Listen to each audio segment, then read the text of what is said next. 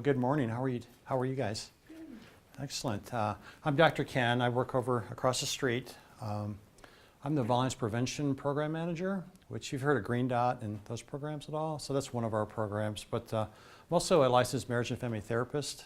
And so occasionally I get to do classes that don't deal with violence, which is kind of nice. So that's what this class is on. I guess I was asked to do just kind of an overview of attachment theory and kind of how it works with relationships. So I'm assuming all of you are married, is that correct? So I'll kind of focus on that a little bit. Some of you probably have kids too, right? So we can tie in a little bit of that. I just really want this, I didn't do any PowerPoint slides. I thought we would keep this a little more informal. We can just kind of, as you have questions too, we can kind of see what I can do to answer some questions. So are you all familiar with attachment theory at all? Just kind of get an idea. So a little bit. So, okay. So most of you are, I'm assuming, moms, right? So you've got some firsthand experience with attachment theory. So what I thought I would do is I would take this little handout from Dr. Sue Johnson, who is the founder of Emotionally Focused Therapy, which I'm an EFT trained couples therapist. And she has a nice breakdown of kind of the 10 points of attachment theory as they relate to relationships, which is kind of nice. And I thought we'd kind of use that as our springboard for discussion. And I've got another handout too on attachment alarms, and you'll see how that comes into play. So really want this to be just kind of relaxed, give and take sort of thing. So just tell me a little bit about which squadrons you guys are with, so I have an idea where you guys are coming from before we get started. Okay. Is that active duty or reserve, 17? It's active. Okay, I get that mixed up. I think the 14th is a reserve squadron. That's right. And what is your first name? Amber. Amber's. Okay, if I just call you guys by your first name in here? Okay. Thanks, Amber. Yeah, I'm Megan. My husband's Four stops. So, okay, excellent. And I'm with the FSS for the 310th Reserve Wing. Okay, nice, cool. And I'm from Reserve 22 stops. 22 stops. Excellent. Okay. All right. So we'll just kind of go off this handout right here to get started. Okay. So I'm going to go through kind of the 10 main points here, and I'll try and kind of make it a little even easier than it says on here. But the first point is that attachment is an innate motivating force, or seeking and maintaining contact with significant others is an innate primary motivating principle in human beings across the lifespan. Basically, what that means is that we're not designed to really be alone. And you can look at different theories on why that is, but basically an attachment theory is that from the moment we're born, we want to be in relationships for a lot of reasons. One is for safety and survival is a big reason for that. So I don't know if you remember when you were pregnant. Probably some of you did, right? It's a pretty big event there. So and you probably think about a couple weeks before your baby was born, and your baby probably was doing pretty well, right? A couple weeks away from childbirth and all that, and you guys are probably singing songs, and maybe your husband's rubbing your belly and all the kind of fun stuff that goes on, and your baby's probably feeling pretty loved and cared for and has everything he or she needs to survive at that point. And then something pretty traumatic happened, right? Your baby PCS'd into this world, permanent change of station. So PCS'd, and all of a sudden there's all this anxiety, right, and fear, and your baby starts to cry, and like, what happened to me, right? Where am I? Who are these people? I don't understand what's going on. And that's really kind of the next stage in the bonding and attachment process for babies. So as you're breastfeeding, as babies are being held and nurtured and loved, that fear and anxiety changes to safety and security. It's the nurturing bonding process. And that's what helps babies start to thrive and grow.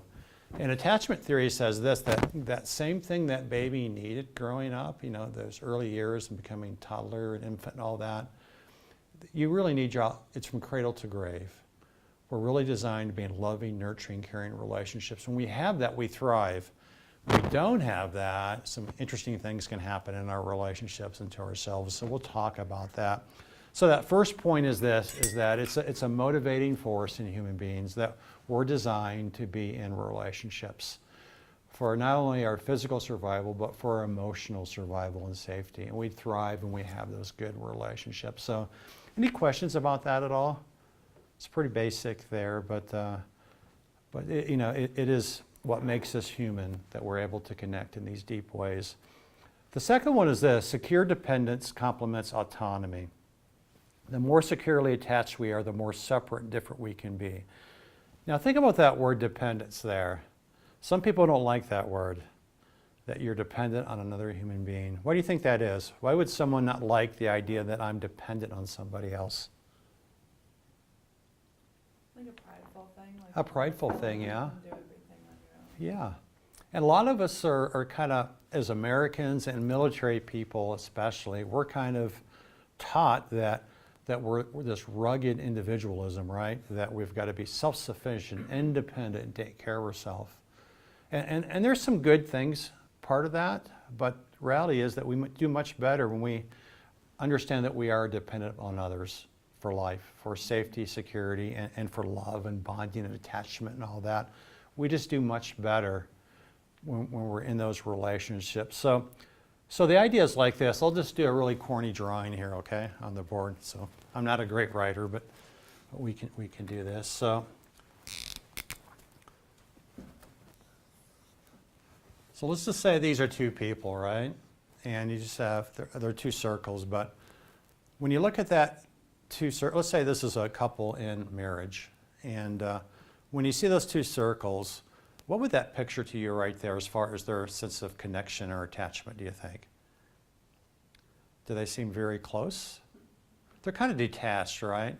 And a lot of times when couples struggle with bonding and attachment, they live lives like this. And sometimes couples drift apart in a relationship. They get so busy with life and raising their family, especially for us in the military because of the long hours and the shift work and the deployments. And we just get so busy, and couples just kind of start to drift apart.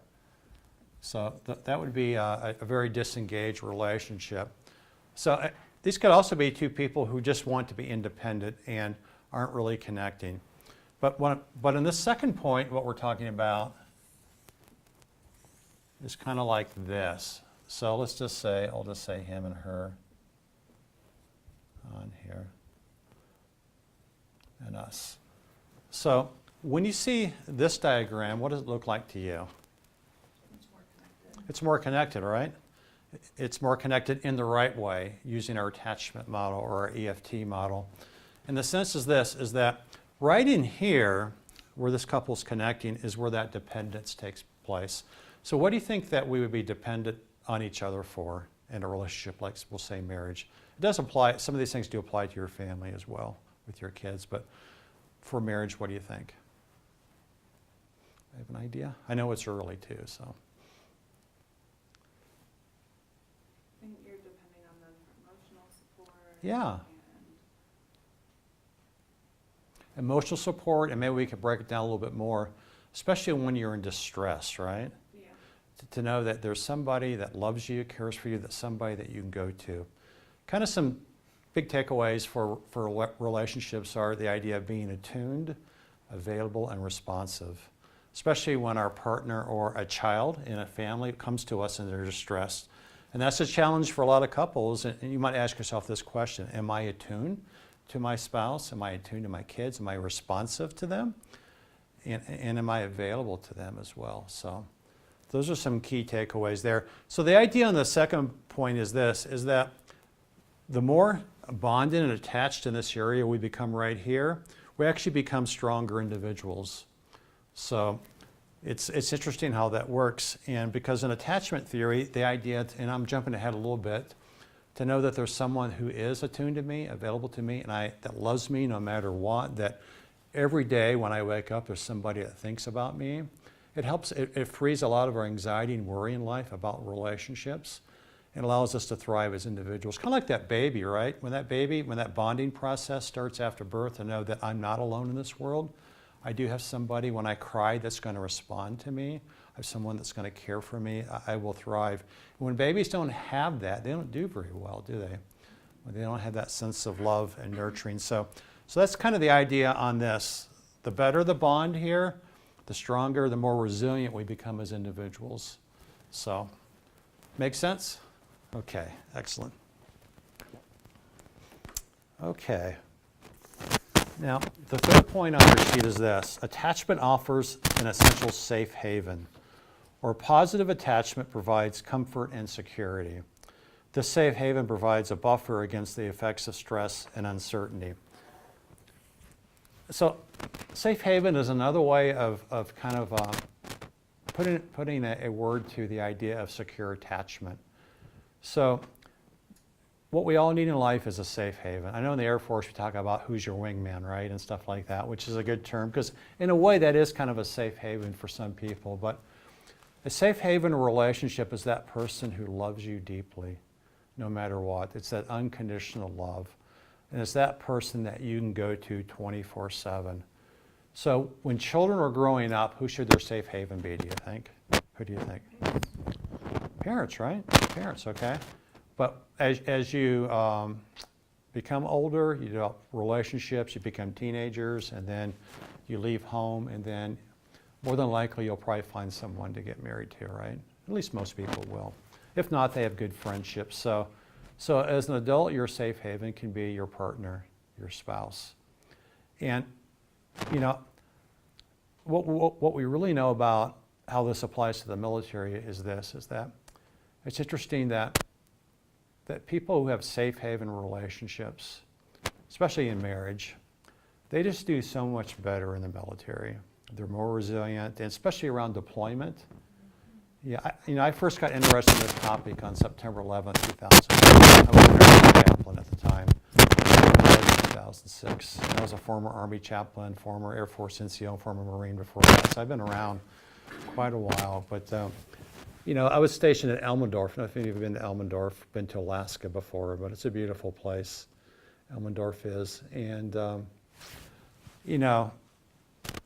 back then, I don't know how old you guys were back then, but some of you guys were alive in 2001. Some of the classes I get, people weren't even born yet, so in 2001.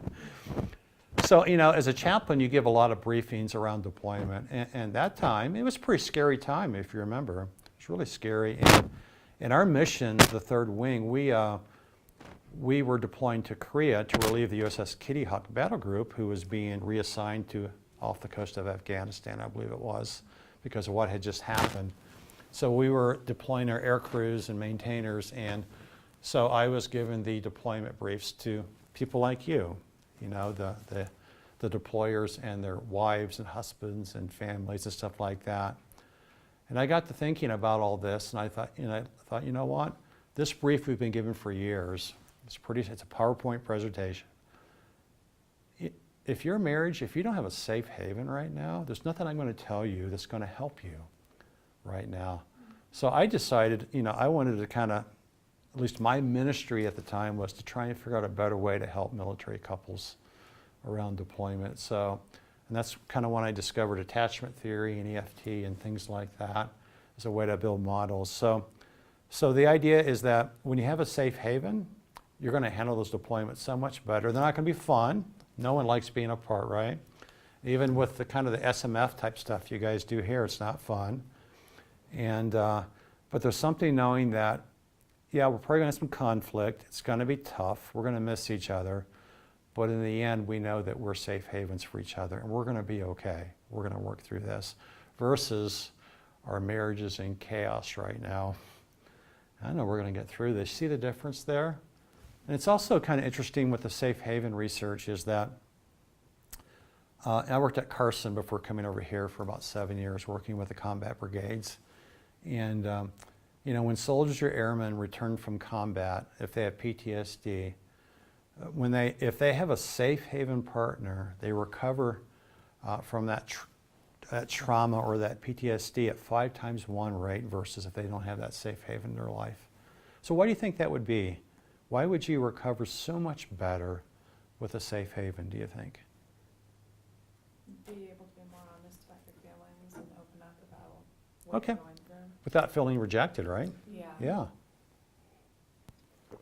just the comfort factor because everything within your head is so chaotic and not knowing Yeah. that you're safe. Just having that peace and comfort of that predictable person who's always there. Yeah, and that person is not going to reject you. It's going to do their best to understand you, right? And provide support to you, especially in your feelings of distress. So there's something about that versus going through something a trauma alone. It's so much different, isn't it? It really is. So that's why I have kind of a passion about this topic, because it is so good for us to do that. And the third thing is, and I just bring this up because I'm a retired chaplain, is that for some people, God is their safe haven too, right? For people of faith. So there's a lot of good research on that as well, showing that. So it's a pretty widespread theory. You know, most of us say it's not a theory anymore, it's just scientific fact. But so there's a lot of ways to look at this idea of having a safe haven here.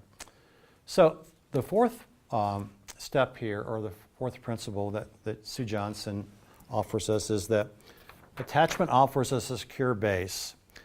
Individuals are able to explore the world, support others, and deal with conflict and stress positively. So I've kind of hinted at that a little bit.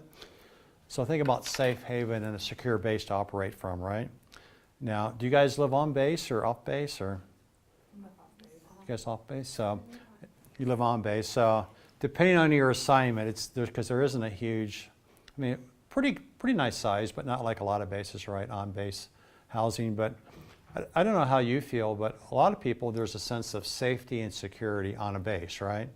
I mean, it's a guarded community. So the idea is that in a sense that when you're in a secure base relationship, it kind of feels like that there's a safe person that you can go to.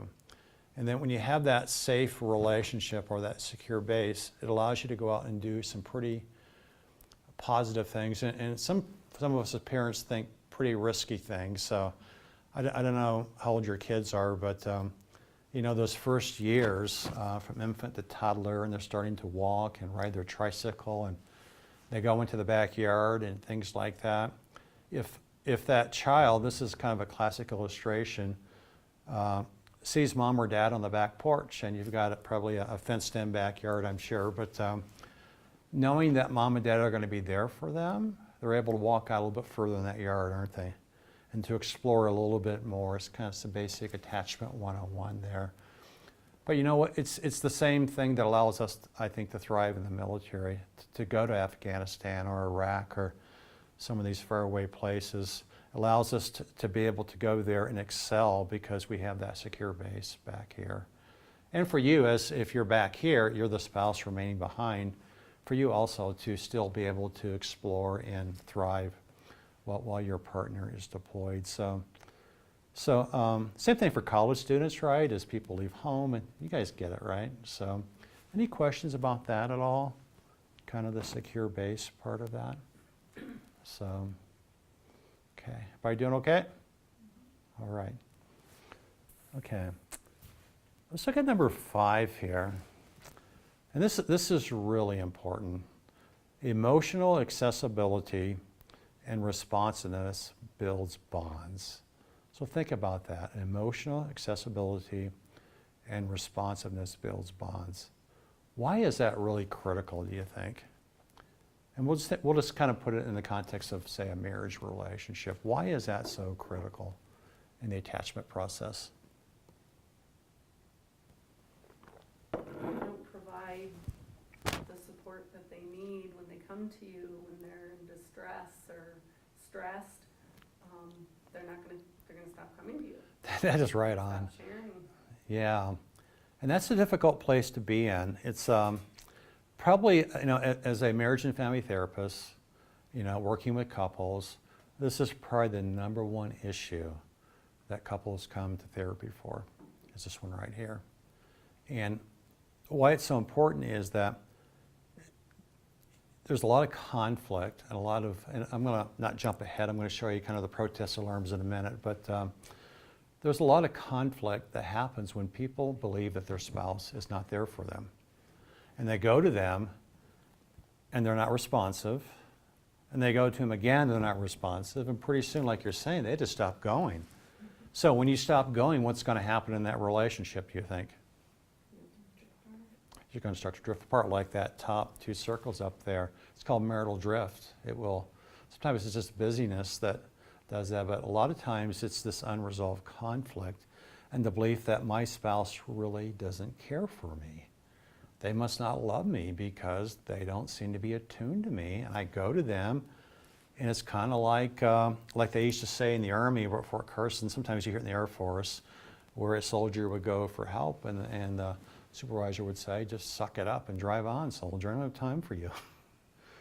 Kind of that. Sometimes that is not bad advice, but in a marriage, I don't think that's probably the best advice if your spouse is coming to you and they're distressed when they need you, right? So that's kind of the idea there, is that it will lead to that marital drift, disconnection, and if you're not careful, it will keep drifting apart to where basically you feel alone in your marriage. And one of the top issues, again, around this number 5 principle is the sense of loneliness in relationships, which is really interesting. In fact, there was a recent research study just came out like a month ago, not just on marriage, but it was just a study on loneliness in America. And they said that 54% of Americans feel lonely today. Isn't that incredible? 54%. And I see that a lot working with couples, but do you know which was the highest group of people who felt lonely in America? Which generation? Yeah, Generation Z, they call it now, the youngest group, with the most technology or the most alone people. That's probably why. Yeah, it could be. It could be. So, I think a lot of people just kind of have grown up in families where they don't learn how to be connected to another individual as well. Or sometimes those relationships, we call them disrupted attachment. There was a lot of trauma or stress, or mom and dad didn't model it to you very well, if they were there at all, and things like that. So we're not blaming anybody. Those are just kind of some basic facts of life. So I don't know what the reason is, but that could be one of the reasons. But that's a difficult place for a lot of couples or spouses to be in. I always say this, it's difficult to be single and feel alone, but it's even more difficult to be married and feel alone. It's a difficult place to be in, isn't it? So let's look at, we'll talk a little bit more how to kind of work on that at the end here if we have time, just some basic advice on that. But let's look at number 6 here, and this one's really important. Fear and uncertainty activate attachment needs.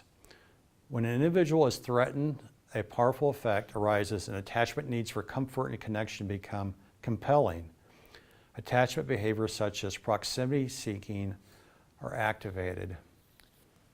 So let's think about what that means. So a lot of times when couples move from this to this, there are some inherent responses from us. And we start to feel afraid, we start to worry, we start to feel anxious. If we're not careful, we'll start to catastrophize about the relationship.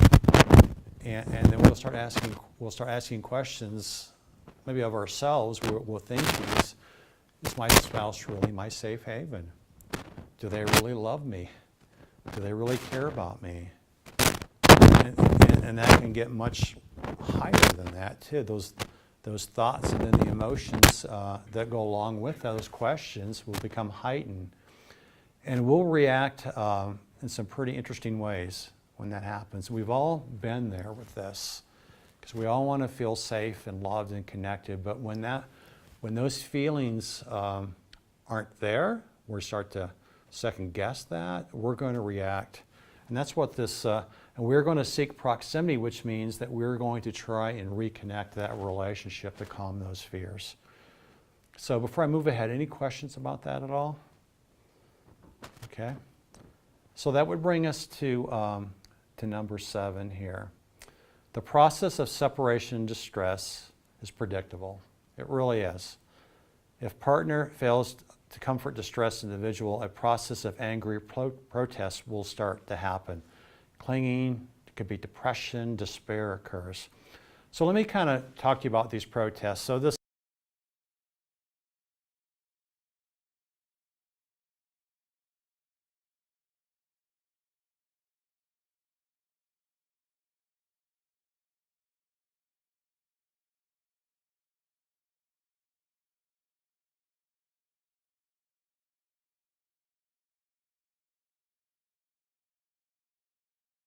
passive.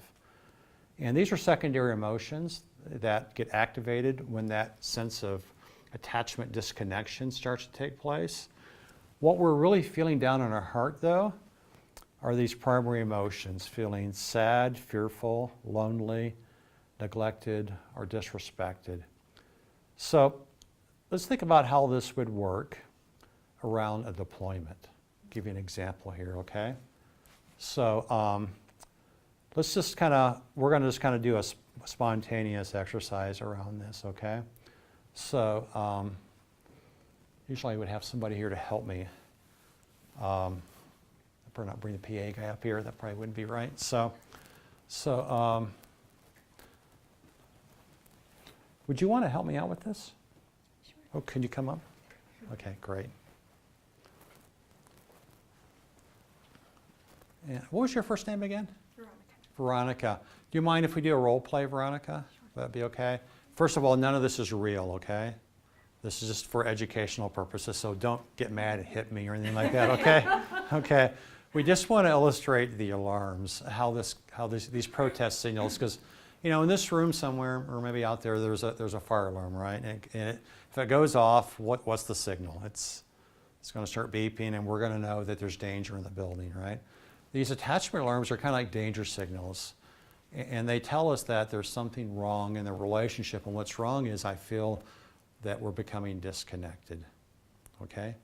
So that's kind of the idea on this. So hopefully I turn this off, and this going off right now. There we go. So, and what's your husband's first name? David. Can I play David? Would that be okay? Okay. Again, this is not real, okay? Okay, let's say that he's been deployed for a year, and he's just come back here to Schriever, and you say he's back in the second week, and it's the reintegration honeymoon period, we call it, during reintegration and all that, and you decided that on Monday night you were going to make his favorite meal. What would his favorite meal be? Enchiladas, just the way he's been waiting a whole year for your homemade enchiladas, right? And you guys decided at 6 o'clock he would get through with his reintegration training, and you're going to have this nice reunion meal together, a nice evening together. But 6 o'clock he doesn't come home. In fact, at 7 o'clock he's still not home, and you're checking your watch, and now it's 8 o'clock, and he's not home. Now it's 10 o'clock.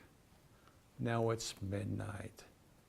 And you kind of have an idea where he's at. And you're getting angry, frustrated by this, right? I mean, you've been looking forward to this reunion meal. So he rolls in about 12:30, and you're laying in bed. And you probably just kind of give him one of those sarcastic looks because you're so angry, right? And you go to sleep. Well, the next night he comes home about 1 o'clock in the morning. The next night after that, he comes home about 2:30 in the morning. Now it's Thursday.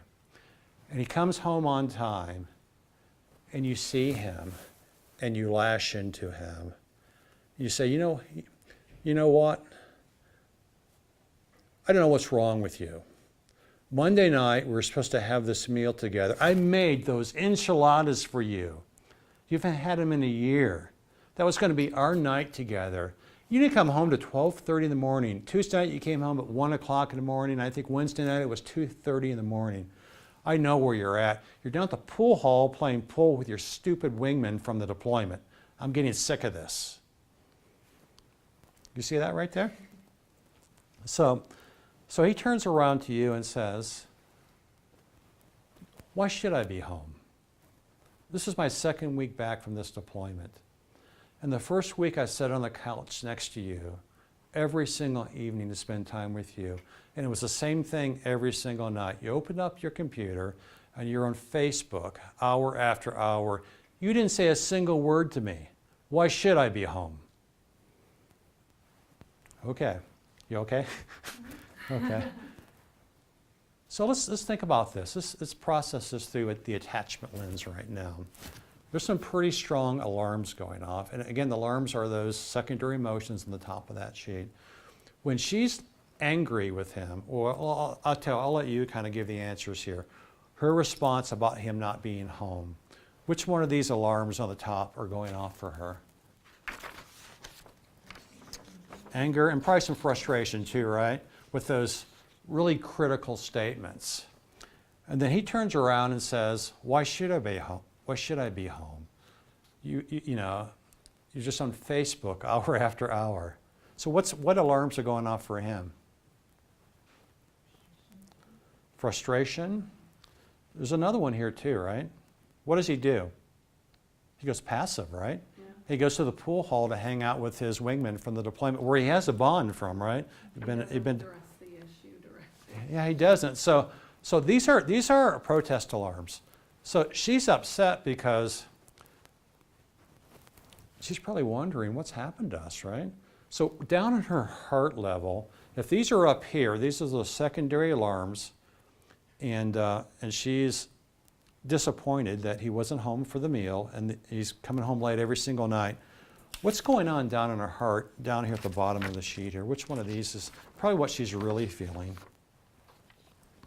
Disrespected. Disrespected? Yeah, probably all of these, right? Probably sad, lonely, fearful in the sense, maybe not fearful for like physical fear, but he's been gone for a year. Does he still love me? You know? And so that's probably what she's feeling, but her alarms are so strong, the top, those alarms are going off in these critical statements. And when he was sitting on the couch that week next to her, and she wasn't really spending time with him, even though she was sitting right next to him, I mean, what was he really feeling, probably think in his heart, his primary emotions? Neglected? Probably all of them. All of them, right? Yeah, probably all of them, especially feeling lonely and probably fearful, you know. I was gone for a year. I wonder if she still loves me, because she just doesn't seem to want to be with me right now. So that's interesting, isn't it? So where most couples end up when they come to therapy, they're really on the top up here. They come in because they've been doing this back and forth, these critical statements, and the other person misinterprets them, becomes defensive themselves, right? And this goes back and forth, and if you're not careful, you can get a little nasty too, right? There can be some name calling, some contempt thrown in there, like John Gottman talks about the 4 horsemen of the apocalypse. I mean, things like that can happen. So this bond here, what will happen to this bond here if this continues? If they're just living in the alarms, not able to reconnect. This is just going to go like this, right? It's going to start to drift apart. And long term, you'll have roommates, basically, if you're not careful. So, for just a teaching illustration for us, are these alarms okay? They should be, right? They're natural. Because what you're really saying is that when you're giving these angry statements and frustrating statements, what you're really saying is, hey, you, come back over here, right? Because I don't feel very close to you right now, so come back over. But what you're doing, the way you're saying it, is you're pushing the person further away, because they become very defensive and threatened by that. So what you've got to say here in this situation, and you've got the easy part, you just have to stand there, okay, Veronica, okay, what she should say to you, yeah, I'm angry at you. You missed the meal. You've been out with your wingman every single night this week. But let me tell you why I'm so angry, because I missed you. I missed you. You were gone for a year. It doesn't feel like you're back yet. It doesn't feel like we're reconnected yet, rebonded in our relationship. It doesn't seem right. I'm worried about us. That's why I'm so angry. That's legit, right? And he could say, you know what? Yeah, I went down to the pool hall because I was really concerned that you don't love me anymore. You didn't want to be with me. Of course I want to be with you. But I thought maybe you didn't want to be with me anymore. So the key is for all of us in a relationship like marriage, and some of this applies to parenting as well, is to understand the alarms. And the question that we should ask is, why are they so angry right now? Is it just because of stupid stuff like park the car wrong in the driveway, or something like that, or is it are they trying to tell me that they're worried about our connection right now? So you might ask the second question is, can you tell me more about why you're so angry at me right now? Is it because you're worried about us? Does that kind of make sense to you? So, okay, thanks for coming up, Veronica. I appreciate that. So any questions about that at all? This is really one of the key things that will help us succeed in relationships as well, is to understand that these alarms are often cries for connection. They really are. And to ask the secondary question, because the goal is to, if you're feeling disconnected, is to restore the connection. And this is really important for us in the military because, especially if your spouse deploys a lot, it's always about separation and reconnection. It is. In fact, when I worked at Fort Carson, I stopped calling the couples reintegration classes reintegration. I just called them the couples rebonding classes, because that's really what it was. We need to rebond that relationship to get that sense of secure attachment and safe haven back, right? And that's how you really do reintegration, is to do that. Okay, how am I doing on time here? I got 20 minutes. Yes?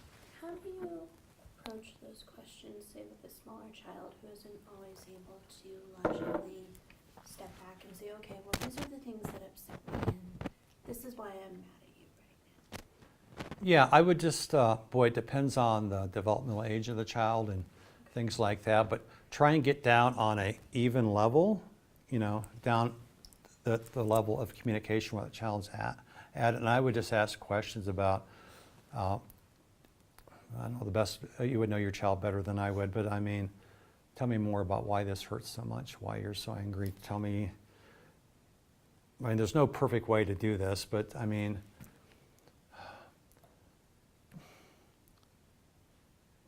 maybe ask some questions. What are you angry at? Who are you angry at? And tell me why you're feeling this way, or something like that. I don't know for sure. I don't really work with kids too much, but something like that. Because a lot of times, it can be, again, you got to look at the age of the child too, is that they don't feel that maybe that you're being a safe haven for them right now, or a secure base, and maybe they're kind of worried about that being attuned, available, and responsive kind of thing I'm talking about to them. Because maybe asking, because maybe something's happened at school with a friend, something like that, that's got them kind of scared or worried, and they're going to you as parent for support, and maybe they're not feeling that you're available to them or attuned to them. Does that kind of make sense? Hopefully. Sorry I didn't give you a better answer, but Okay. yeah, okay. Any other questions about that? Okay, so let's take a look at the next one. And this would be number 8.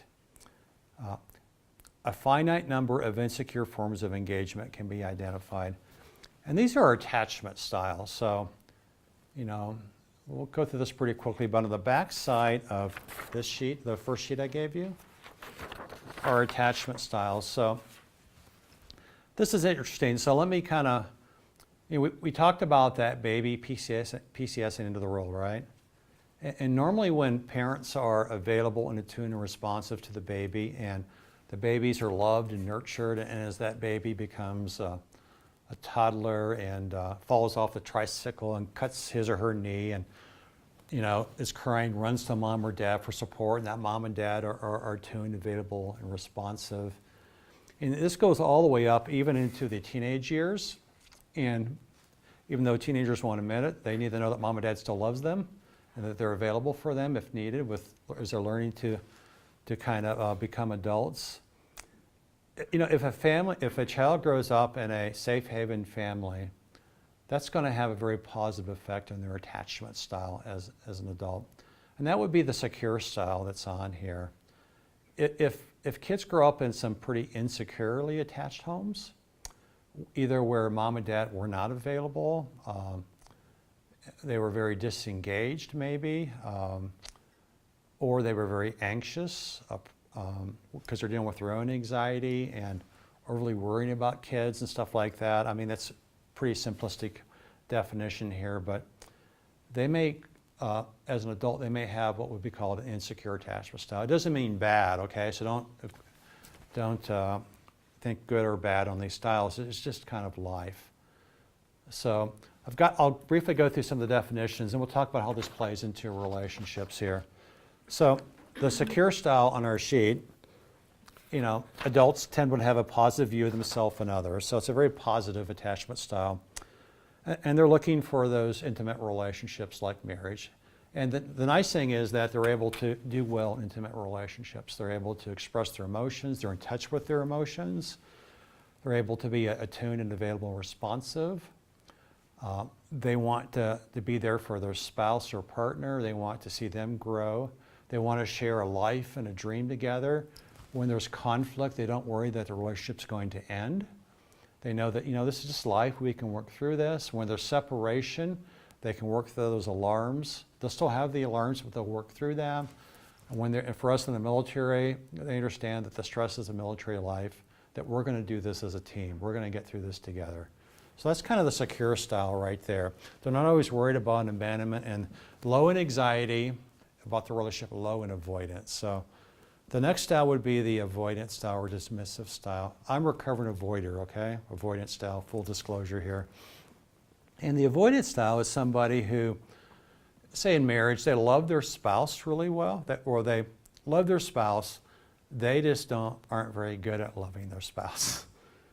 And the idea is on the emotional, intimate level. So it's like this. They tend to love their spouse by doing things, by being very task-oriented. So if I make sure my wife has a good car to drive, I fill up with gas, I wash it, if I help out around the house, I pay the bills, whatever your situation would be. If I do all these things, what else could she want from me, right? She wants to be close emotionally. What's that? So if I'm avoidant, my wife comes to me for closeness connection, do you know what I'm going to do? I'm going to put a wall up because I don't know how to give you what you want right now because I'm avoidant. And it's not that I don't love my wife if I'm the avoidant style. It's just I don't know how to love on that level, that emotional, connective level.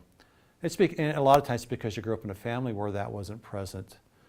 A lot of times kids who grow up in families that become avoidant, it's very, very rigid, very performance-oriented. When you went to your parents for connection, it was kind of that suck it up and take care of yourself attitude. And so pretty soon you just stop going to your parents. You kind of withdraw and understand that I'm alone in this life. I got to take care of myself. Does that kind of make sense to you? It's kind of where that style comes from. So avoidance, they're really good airmen, very good soldiers. They're very task-oriented. They really excel. But when it comes to intimate relationships, closeness, connection, they'll put a wall. Primary emotion is going to be anger if they feel overwhelmed or smothered by their spouse. Not really angry at you. They're kind of angry at themselves, I would think, because they don't know how to give you what you want or need. So the next one's that anxious, preoccupied style, which is a little bit different. This is the person who's always doing things for you to hear some words back. What kind of words do you think they'd want to hear back? Like they want to be praised. They want to be praised. And what specifically do they want to hear in that praise? If I'm doing all this for you to meet your needs over and over again, I love you. I love you. I like you. Thank you. What they're anxious about abandonment in the relationship. Deep down, they're always fearful that if they do not perform well enough in this relationship like marriage, that you're going to leave them.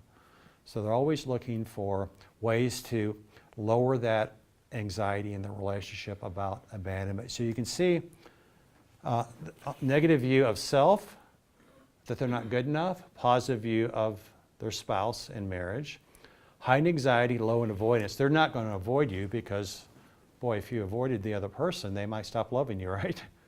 So it's going to be that domain there. So works really hard to be seen and noticed, to get those words of praise, or words that would lower their sense of fear of abandonment. The other one is a little bit different, fearful avoidant. And that's kind of a vacillating attachment style in the adults. And that is kind of like the anxious, sometimes we call it the pleaser style. They will do a lot of things to try and get close to you, But right when you're about to be close, they'll start an argument or do something to sabotage that. Because the very thing they want the most, they're the most terrified of. So it's like come close, go away. Come close, go away type style.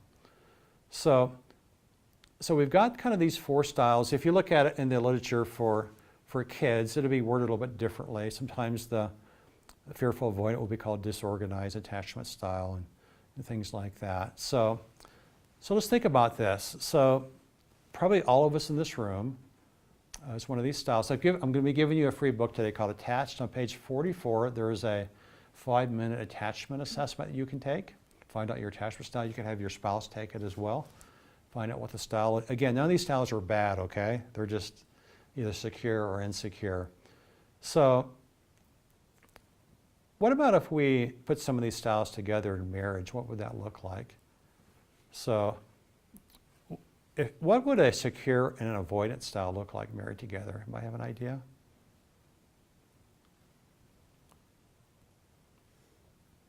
What does the secure person want in the relationship? Closeness and connection, what we all really want to have in marriage, right? They want an intimate relationship on multiple levels, right? Emotional, psychological, sexual, spiritual, intellectual. You know, I do my marriage workshops. I teach on 8 dimensions of intimacy in marriage. So we all want that close, safe haven connection, to know that we're loved and to feel close in multiple ways. What does the avoidant person want in the relationship? They want to be close, but not too close. Not too close, right? They want to know, you know, they're going to try and do their best to do these tasks, and they do want to know that you love them, but boy, they don't want super closeness. A lot of times avoidant, especially men, will be close when it comes to sex, and then when that's over, they'll go back to putting their wall back up. So it's like that. So a secure avoidant relationship, secure person is going to be a little bit frustrated, right? Because the avoidant person is not able to connect on that level that they want. And the reason they got married, probably for a lot of secure people. But normally because they're secure, and if they're a safe haven, they're going to have some empathy and understanding for their spouse. And eventually they're going to help them work through their avoidance over time. And one of the best things you can do if you're insecure is to either in a secure marriage relationship or with a therapist or somebody else over time have a secure relationship where somebody cares about you unconditionally. And hopefully over time you'll be less insecure. So that's that. The same thing with the secure anxious style. The secure person wants that closest connection. The anxious person is more than happy to give that to them, but for the wrong reasons, right? Wrong's probably not the best word, but for the reason to lower that anxiety over abandonment.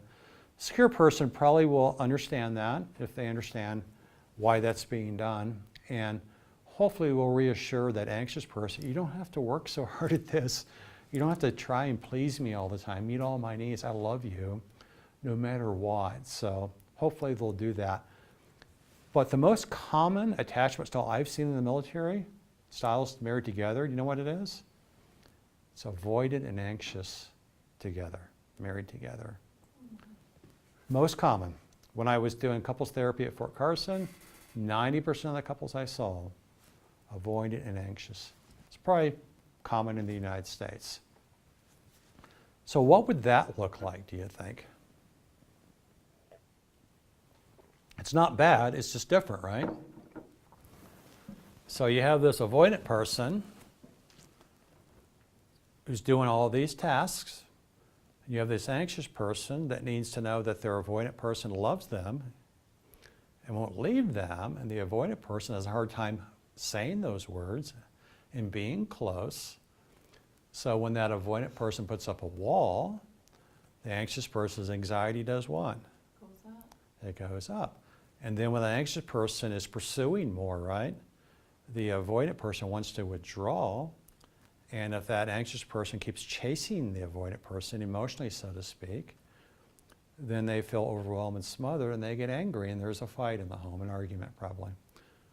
And then they both kind of withdraw, and then the next day what happens? They do it again. Then they both withdraw and they do it again. That's their interactional pattern or couple dance.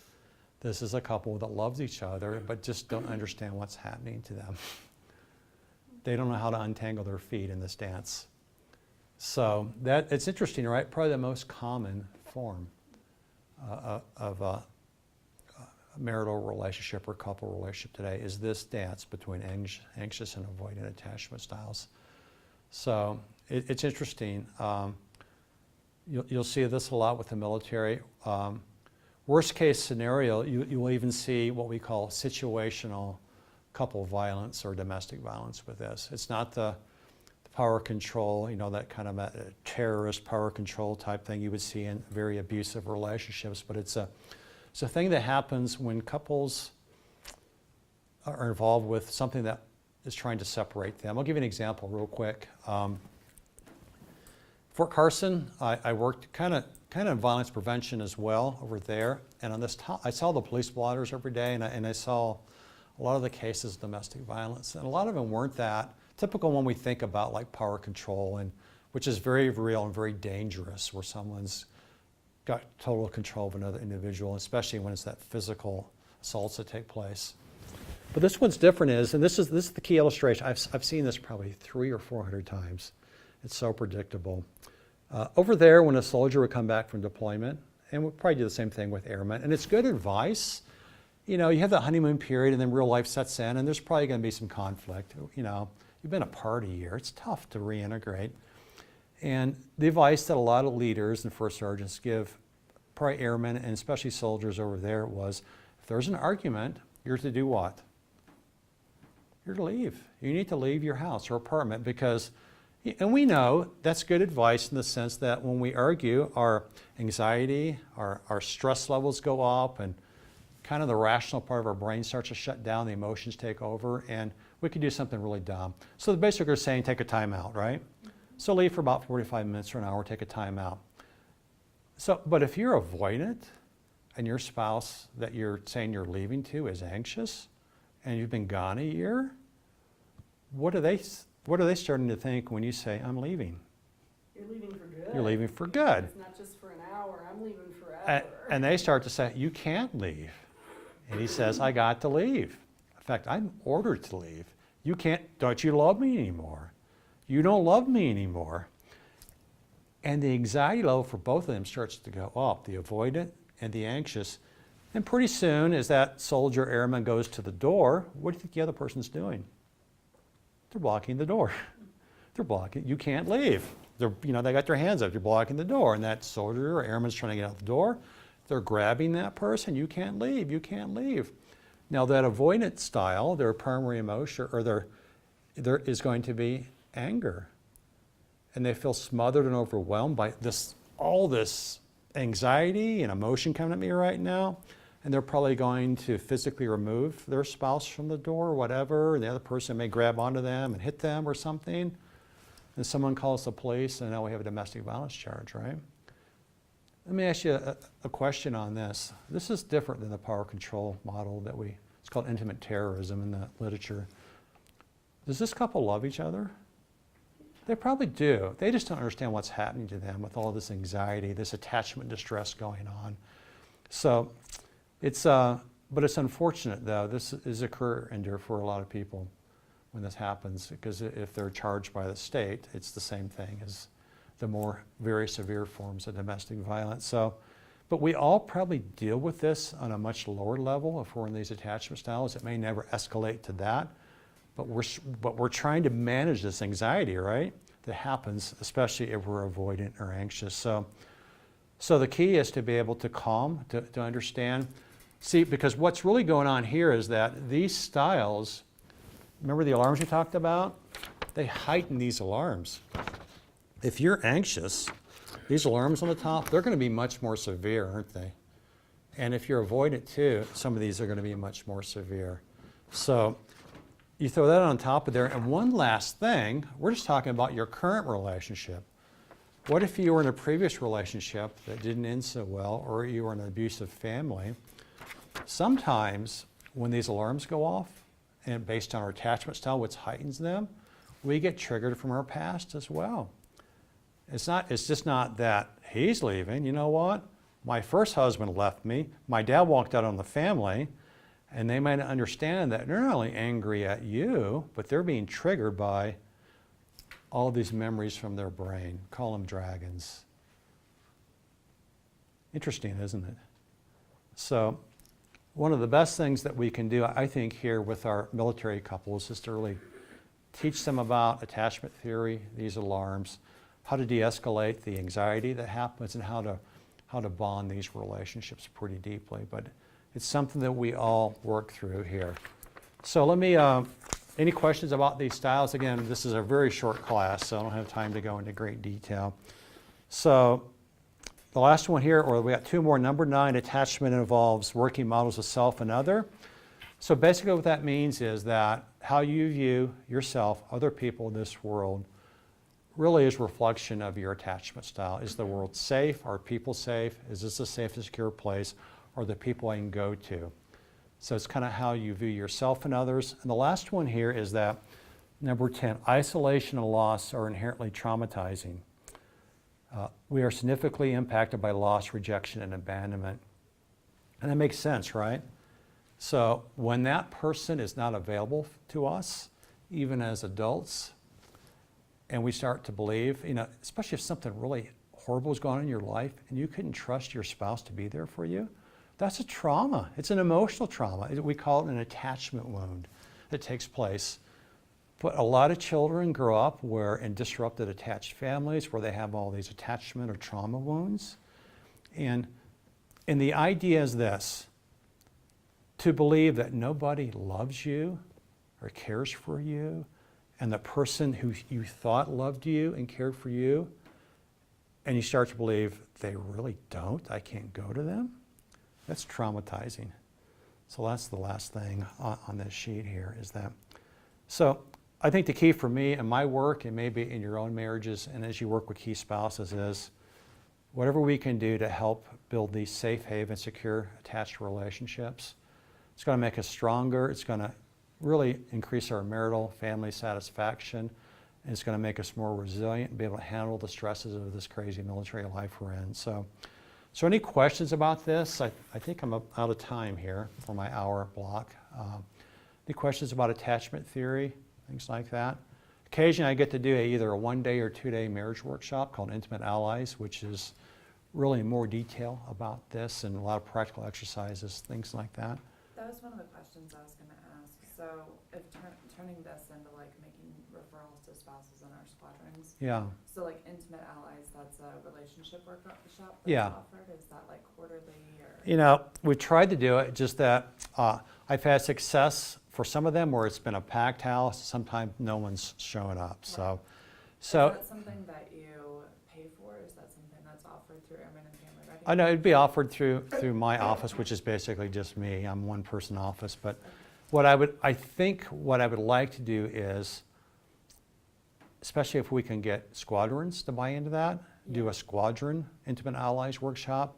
That way I've got command support and I've got people that will come to it. Once people come to it, they love it. In fact, it's interesting, when my doctoral dissertation was on this topic, the Intimate Allies program, and I tested it with combat deployers at Fort Carson.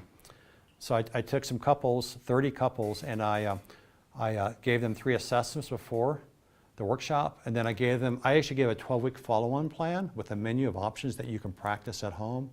And I brought them all back after 12 weeks and post-tested them, and everyone improved. The couples that did more of the 12-week follow-on program improved a lot in their sense of connection, attachment, intimacy, commitment to the relationship.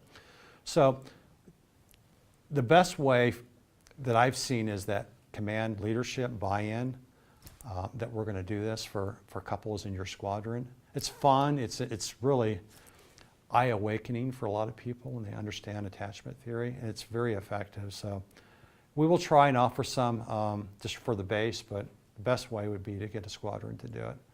So. And then what about for like couples counseling through your office? Is that something? I don't do couples counseling. I wish I could. If they would just allow me to add that to what I do, I would love it, because it's probably the one thing I enjoy the most in life is couples counseling. But I'm in prevention right now, which is more education and training, and stuff like that. But for couples counseling, it's interesting because of TRICARE and stuff like that. So Yeah, like is that something that you have to get Yeah. a referral for, or are there programs through the base that offer that? yeah, the MFLEX offer couples counseling. They're pretty short term. It's short term couples counseling because of the nature of their job. There's chaplains. Chaplains can offer that. That's what I was gonna ask, because I feel like when people think about the option of couples counseling, what I feel like is available to them, I think is usually something in a church, like a religious thing. So if you're not religious, it's like, what other programs are there available to you? You know, what I mean? I've referred some families to our chaplains at other bases, and at least in my experience, the chaplains are very good about being open to, you know, kind of feeling out how religious the couple is, Yeah. and kind of going with what their comfort level is. And if they have like really no interest in religion, but they didn't want to have the stigma of going to like the psychological health Yeah. advocates or the MFLACs, that's why they kind of chose that route. And there's 100% confidentiality Yeah. also with the chaplains. That's true. And I've seen some really good things come out of couples going and counseling with chaplains. Okay. So, and I would think most chaplains, maybe you can speak to Sure. that, having been a previous chaplain. but Yeah. You're not, it's not like, okay, we're gonna approach this from an entirely religious perspective and force my religious views on you. Yeah. Yeah, it's not really like that. It's No. I guess the question I would ask, and maybe I can give you some broad advice on this. I mean, chaplains have different levels of training. Mhm. You know, chaplains have a master's degree, usually a theological degree. Some have. My MDiv was actually in counseling, so I had a counseling background plus my theology training, which was kind of nice. But some do, some don't. If I would see any therapist or chaplain, I would ask, "What is your background in counseling?" Yeah. You know, you would ask those Yeah. questions, and I would ask the same thing of a therapist, you know, and questions I would ask of this, because this is an attachment view. Not all marriage therapists do attachment-based Yeah. counseling. Some are very cognitive behavioral, which is okay, it's very effective, but it's not coming from, if you want this perspective, you probably want somebody who's trained in emotionally focused couples therapy. That is the attachment-based marital therapy program. So, I just wondered if there was something on base, or if that's something that they have to seek out on their own. Because that's another thing that I think discourages people. They feel like that's something that they're gonna have to pay for out of pocket, and if it becomes like a financial concern, then it may not be something that they pursue. yeah, so I have some sort of good news, sort of bad news. The military, the Air Force, and TRICARE does not offer a lot of marriage therapy. They do have MFLEX who do short-term therapy, which is good. The chaplains can do that based on their level of training. You want to ask those questions. Family advocacy at Peterson will do some, depending on their availability, because they're dealing more with domestic violence and child abuse most of the time. But they do offer in their program some couples therapy. If you want free military therapy, the best place is Fort Carson.